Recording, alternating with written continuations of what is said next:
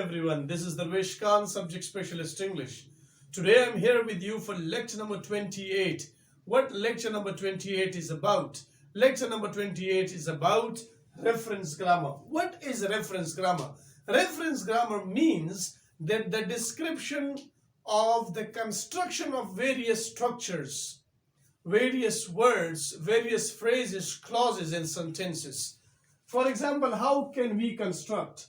Let me give you an example of words. There is a word which is computer.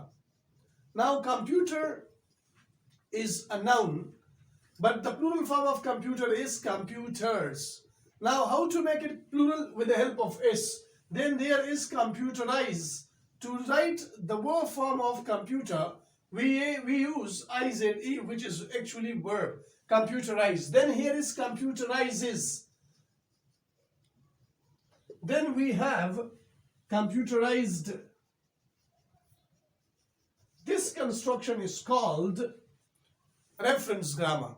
Now how sentences are constructed? Suppose I have one structure, subject plus verb plus object. I say he computerizes the project.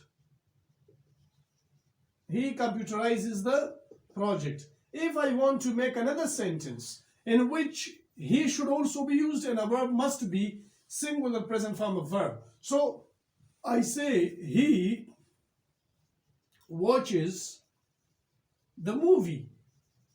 Now the use of watches and the use of computerizes, we come to know that actually the sentences are constructed in this way. How phrases are constructed? I say that the computer, it's a noun phrase. So how to make another phrase from as a noun phrase? I say a boy. So boy is also a noun and it's called a noun phrase. Suppose I want to make a verb phrase. I say in verb phrase, I say play cricket. What is play? Play is a verb and cricket is a noun. So noun is used as dependent while play is used as head. It's a verb phrase. Thank you all. Please watch my channel, like it and subscribe it.